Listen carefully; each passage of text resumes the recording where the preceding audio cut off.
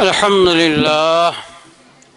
لله نحمده ونستعينه ونستغفره ونؤمن به ونتوكل عليه ونعوذ بالله من شرور أنفسنا ومن سيئات أعمالنا من يهده الله فلا مضل له ومن يضلله فلا هادي له ونشهد أن لا إله إلا الله وحده لا شريك له ونشهد أن سيدنا ونبينا ومولانا محمدا عبده ورسوله أما بعد فأعوذ بالله من الشيطان الرجيم بسم الله الرحمن الرحيم فاذكروني أذكركم واشكروا لي ولا تكفرون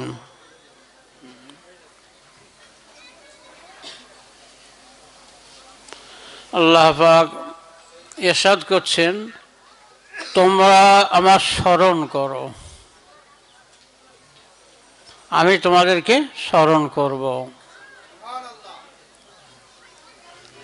এমন কোন আমল নেই যে সে আমলটা বান্দা করলে আল্লাহ করবেন। আল্লাহ স্মরণ আর আমার নিয়ামতের শুকরিয়া আদায় করো, কৃতজ্ঞতা আদায় করো, আর কুফরি করো না, নাশুকরি করো না। আলহামদুলিল্লাহ, সমস্ত শুকরিয়ার মূল উপাদান হলো আলহামদুলিল্লাহ। এই শব্দের মধ্যেই সমস্ত শুকরিয়া আছে। আল্লাহর যা নিয়ামত আমাদের উপরে রয়েছে, আমরা কখনো তার কৃতজ্ঞতা আদায় করতে পারবো না, কেউ পারবে না, কারো সাধ্যও নাই। আল্লাহ পাক যে এই এত সুন্দর মজলিসে আমাদের আনিয়েছেন, কত বড় আল্লাহর দয়া, এর কি শুকরিয়া আদায় করব, পারি না।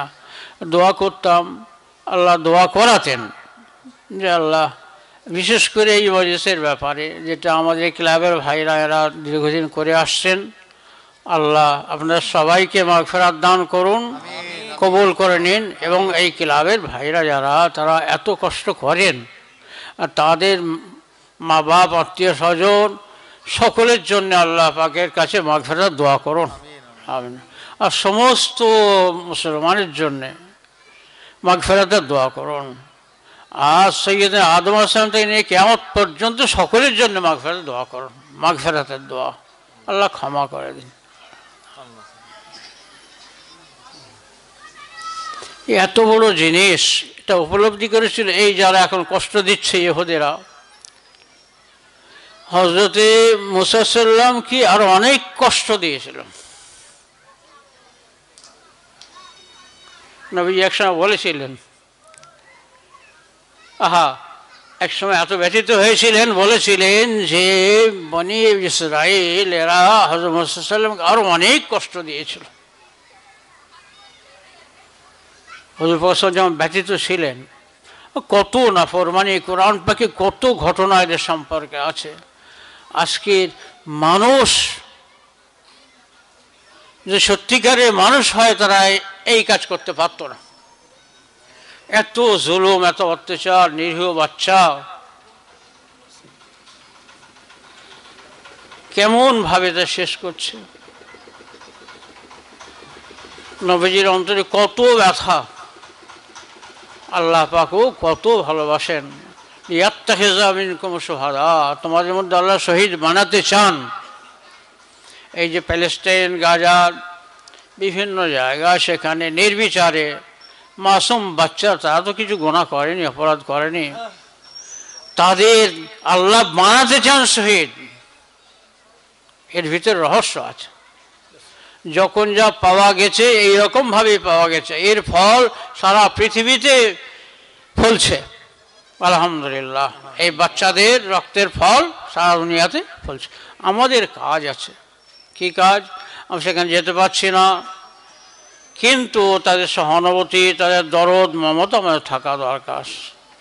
সারা পৃথিবীর সকলের জন্য দরদ, আল্লাহ সৃষ্টির জন্য দরদ কখন থাকবে? যে সত্যিকারে আমরা আল্লাহকে স্মরণ করতাম। ফাজকুরুনি আযকুরুকুম। ইহুদিরা বলেছিল যদি এই আয়াত পাকটা আমাদের গ্রন্থে অবতীর্ণ হতো, সেই অবতীর্ণের দিনটাকে আমরা ঈদের খুশি বানাতাম। এই ফাজকুরুনি আযকুরকুম, তোমরা আমায় স্মরণ করো, আমি তোমাদের স্মরণ করব। এই যে কথাটা আল্লাহ বললেন, এত বড় সুযোগ বান্দার সামনে আল্লাহ পাক দিলেন। জান্নাতে কোনো অশান্তির ব্যাপার নেই, যা কিছু মুখ দিয়ে বলবে সেও পাবে, আল্লাহর কোরআন পাকে উল্লেখ আছে, আর যা কিছু দিল চাইবে সেও সঙ্গে সঙ্গে পেয়ে যাবে। কুতুফুহা দানিয়া, মানে সেখানকার ফলগুলো খুব নিকটবর্তী হবে, মানে বসে বসে ফল ছিঁড়ে খেতে পারবে, শুয়ে শুয়ে ছিঁড়ে খেতে পারবে, দাঁড়িয়ে খেতে পারবে। কুতুফুহা দানিয়া মানে যা চাইবে তাই পাবে। কিন্তু সেখানে একটা জিনিসের আফসোস থাকবে, জান্নাতবাসীদের একটা হাসরাত বলে একটা জিনিসের থাকবে, আফসোস। কিসের আফসোস? যে সময়টুকু তাদের দুনিয়ায় তাদের সৃষ্টিকর্তার, তাদের আল্লাহর, তাদের পালনকর্তার স্মরণ ব্যতিরেকে কেটেছে, সেই সময়টুকুর আফসোস থাকবে। বলুন এর মর্মটা কি? ছেলে যখন বোঝে না, সেই সময় অনেক আবদার করে, আব্বার কষ্ট দেয়, অত্যাচার করে, নির্যাতন চালায়, কি যখন তার জ্ঞান হয়, বুঝতে পারে, অনুভূতি আসে, সেই সময় তো আর পায় না, সেই সময় তার বুক ফাটে, কাঁদে। এরকম আল্লাহর যে মায়া, মমতা, দরদ মানুষের জন্যে, এই বিশেষ করে মুসলমানের জন্যে, বিশেষ করে যাদের নবীর উম্মত শেষ নবীর উম্মত বানিয়েছেন তাদের জন্যে যে অবদান, কত ভালোবেসেছেন, আর তাকেই ভুলে থাকলাম, এইটার অনুভূতি যখন পরিপূর্ণভাবে জান্নাতে গিয়ে হবে, তখন তারা বুঝতে পারবে যে কেন জীবনের প্রতি মুহূর্তটা আল্লাহ স্মরণ ব্যতিরেকে কাটালাম। যতটুকু স্মরণ ব্যতিরেকে কাটবে তার জন্য আফসোস হবে। আফসোসটা কীরকম পরিমাণ? যে গোড়া হাত পর্যন্ত খেয়ে ফেলবে আফসোসে। আফসোস তো আমরা এইরকম দিই, হাত একটু ঠেকাই, মুখে আফসোস করি, হায়, কিন্তু সে আফসোসটা আরও ভয়ঙ্কর আকার হবে। ওই আল্লাহকে আমরা চিনলাম না, আমাদের সুযোগ আছে আল্লাহকে চেনার, আর এই নিখিল বিশ্ব আল্লাহ পয়দা করেছেন এবং এর মধ্যে যা কিছু আছে, চাঁদ, সূর্য, পাহাড়, পর্বত, নদী, নালা, কীট পতঙ্গ থেকে সমস্ত জীবজন্তু, প্রাণী জগৎ, উদ্ভিদ জগৎ, যা কিছু সব আমাদের জন্য, সব মানুষের ভালোবেসে, আর মানুষের ভালোবাসার কারণেই আল্লাহ পাক পয়দা করেছেন। কিন্তু ক্ষেত্রটা আল্লাহ পাক এমন জায়গায় বানিয়েছেন যেখানে চারদিক দিয়ে তার সেই ভুলে যাওয়ার উপকরণ আছে। ক্ষেত্রটা এমন, নচেত ভুলে যাওয়ার কোনো ব্যাপার ছিল না। একজন কবি বলছেন, আসদর ওনে কারে দারিয়া তখতে মন্দম কার দায়ী বাজ মিগ ওই কে দামান তোরা তর্মকুন হুঁশিয়ার বাস। মহাসমুদ্রের মাঝখানে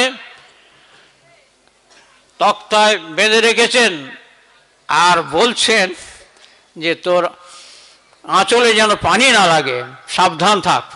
এ কী করে হয়? আল্লাহ, একজন বুজুর্গ আল্লাহর বলি, তিনি বলছেন যে দুনিয়ায়, এই দুনিয়ায়, মায়ার দুনিয়ায় পাঠিয়েছ, চারিদিকে এমন, চারদিকে গোনার পাপের, তোমাকে ভুলে যাওয়ার সব আকর্ষণ রয়েছে, আর তোমাকে ভুলবো না কি করে? ভুলেই তো যেতে হবে, কি করে তোমাকে স্মরণ করতে পারি? আল্লাহ তৌফিক দান করুন এ কথা বোঝার। কয়েকটা জরুরি কথা সংক্ষিপ্ত সময় বলে দিই। আমার ভাই যিনি আমার পূর্বে বলছিলেন, মুফতি সাহেব ভাই সকলে দোয়ার কথা বললেন, অনেক মূল্যবান কথা। এর জীবনে একটা কথা বলেছে উলুবেড়িয়া মজলিসে, যে হজরতের কিতাব মোনাজাতে মকবুল আমি দৈনন্দিন একটা করে পড়ি, যতটুকু পড়ি সেখানে দাগ দিয়ে পড়ি। এখানে আমার মনে আছে, ভালো, খুব মূল্যবান কথা, হজরতের কথা, মোনাজাতে মকবুল। সেখানে যতটুকু পড়েন খুব সুন্দর বাংলায় দেওয়া আছে, আর ইহকালে পরকালের জন্যে, আর এই অবস্থার জন্যে, সারা পৃথিবীর সংকটময় অবস্থার জন্যে যা কিছু দরকার সব দেওয়া আছে।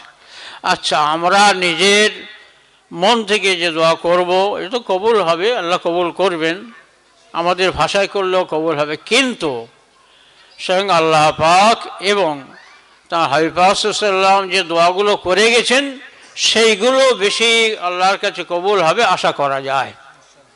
সেই কারণে হযরত যে মোনাজাতে মকবুল বাংলায় লিখেছেন, এই পড়লে যারা বাংলা ভাষা জানে একটা ভিতরে ভাবান্তর সৃষ্টি হয়। আল্লাহ তা পড়ে দেখবেন এর মধ্যে আসর আসবে, কান্না আসবে, আপনার সঙ্গে মিলে যাবে, প্রয়োজনের সঙ্গে মিলে যাবে। এগুলো পড়বেন। এক নম্বর কথা, হযরতে এই কিতাবটা অন্তত সঙ্গে রাখবেন। আমার পরামর্শ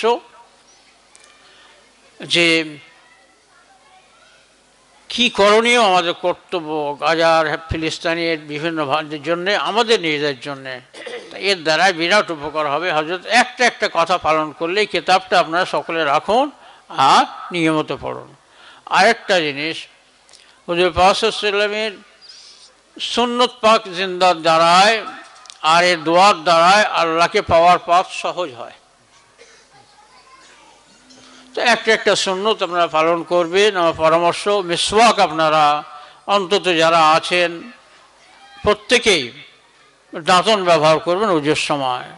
এতে ফায়দা কি, যে নামাজ আপনি এক রাকাতে যা নাকি পান 70 গুণ এর নাকি পাবেন, সেই রকম সেই নামাজে দাঁতন নিয়ে করলে 70 গুণ নাকি পাবেন।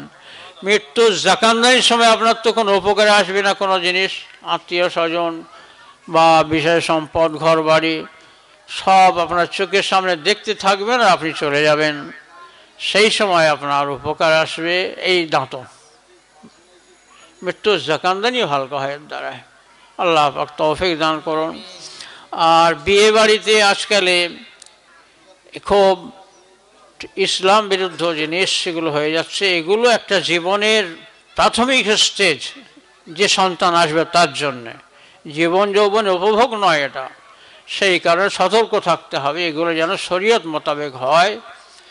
বেপর্দাভাবে মেয়ে ছেলে বেটা ছেলে এক জায়গায় বসে আজ সৌন্দর্য দেখানো, এটা পরিপূর্ণ হারাম জিনিস। এর থেকে বিরত থাকা দরকার। আমাদের সমাজকে গড়া তৌফিক দান করুন। আল্লাহ পাক আমাদের তৌফিক দান। দোয়া করবেন। আর মুফতি সাহেব যেমন বললে ইস্তিগফার করবেন, প্রতিদিন কোরআন শরীফ তেলাওয়াত আল্লাহ একটু করান, না করে নাস্তা করব না, এইরকম একটা প্রতিজ্ঞা করুন। কোরআন শরীফ খুলে স্পর্শ করে যে এটা কিছু অংশ না করে আমি আহার নাস্তা কিছু করব না, তাহলে আল্লাহ তৌফিক দিয়ে দেবেন। এই কোরআন পাক যখন হুজুর পাশে দিয়ে গেছেন, আপনার হাদিস পাক দিয়ে গেছেন, আর দোয়া এগুলো সব আমরা প্রয়োজন মতো করবো ইনশাআল্লাহ, মানে মকবুল নিয়ে। আর এই কিছু জিনিস এগুলো আমাদের সমাজের জন্য খুব প্রয়োজন, এগুলো আমরা বর্জন করবো ইনশাআল্লাহ সাধ্যমতো। আর এই বিয়ে বাড়িতে এই যে খানা পিনা এগুলো, গোস্ত জবাই, একজন মারা গেলেও তার প্রতি সমবেদনা প্রকাশ করা দরকার, উচিত।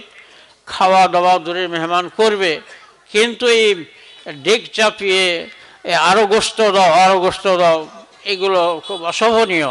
এটা এই প্রচলনগুলো আমাদের ছাড়া দরকার। আল্লাহ তৌফিক দান করুন আমাদের জন্যে আর আমাদের সমস্ত আত্মীয় স্বজনের জন্যে, এই ক্লাবে যারা করেছেন সকলের জন্যে দোয়া করুন। আর আমাদের পূর্বপুরুষদের জন্য দোয়া করুন, সমস্ত মুসলমানের জন্যে, বিশেষ করে ফিলিস্তিন, গাজা, হামাস, হুতি, হিজবুল্লাহর জন্য দোয়া করুন। আল্লাহ যেন হেফাজত করেন, মদদ করেন। আল্লাহুম্মা আমিন। আলহামদুলিল্লাহি রাব্বিল আলামিন।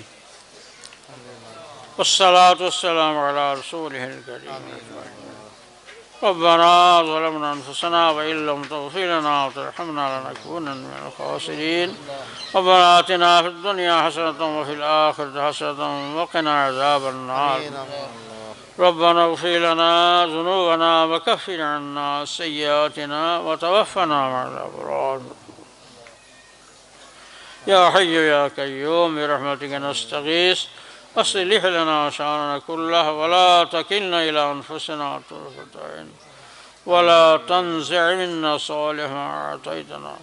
اللهم وفقنا لما تحب وترضى من القول والعمل والفعل والنية الهدي إنك على كل شيء قدير. اللهم سلمنا من جميع المظالم والموبقات وكفر عنا الخطايا والسيئات يا رب العالمين. لا إله إلا أنت الحليم الكريم. سبحان الله رب العرش العظيم والحمد لله رب العالمين. نسألك موجبات رحمتك وعزائم مغفرتك والغنيمة من كل بر والسلامة من كل اسم. لا تدع لنا ذنبا إلا غفرته ولا هما إلا فرجته ولا ضرا إلا كشفته ولا دينا إلا قضيته ولا مرضا إلا شفيته ولا حاجة من حوائج الدنيا والآخرة إلا قضيتها ويسرتها وسهلتها يا أرحم الراحمين. اللهم يا صريخ المستصرخين ويا منتهى العائزين ويا مفرج عن المكروبين ويا مربح عن المغمومين ويا مجيب دعاء المضطرين ويا مجيب دعاء المضطرين ويا كاشف المكروب يا إله العالمين يا أرحم الراحمين. منزول بك كل حاجة. আল্লাহ হাজির গায়েব সকলের সমস্ত পেরেশানিকে দূর করো আল্লাহ। আল্লাহ তুমি মাগফিরাত দান করো আল্লাহ।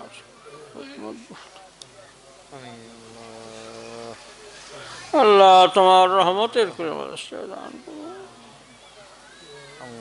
সারা জাহানের মুসলমান জান আর ইজ্জত আর ঈমান রেখে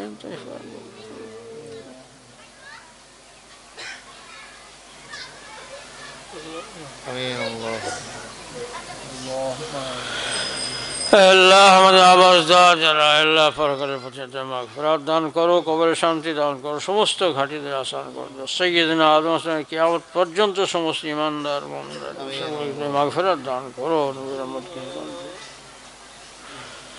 আল্লাহ মৃত্যুর জাকান্নাত থেকে তোমার কাছে আশ্রয় প্রার্থনা করছি। আল্লাহ তুমি সাহায্য করো। আল্লাহ ঈমানের সঙ্গে মওত দান করো, মওতের পরে মাগফিরাত সনদ দান করো। আল্লাহ মুনকার নাকির উত্তর দেওয়া তুমি তৌফিক দান করো, কবরে শান্তি রেখো আল্লাহ। তোমার আশা আজিমিন ছায়া দান করো আল্লাহ। তুমি নিশ্চয় ভালোবাসো, তোমাকে চিনতে পারিনি ভালোবাসতে, এত ভালোবাসো আল্লাহ। মৃত্যুর জাকানের থেকে সেই রকম বাঁচিয়ে নিও আল্লাহ, রক্ষা করো আল্লাহ, শান্তি আল্লাহ। কবর তুমি শান্তি রেখো আল্লাহ। ডান হাতে আমল নামা দিও, নেকির পাল্লা ভারী করে দিও, বিনা হিসেবে জান্নাত দান করো। ফুল সিরাত তোমার কুদরতের দ্বারা পাক, জাহান্নাম থেকে বাঁচিয়ে জান্নাত তোমার দিদার নসিব করো।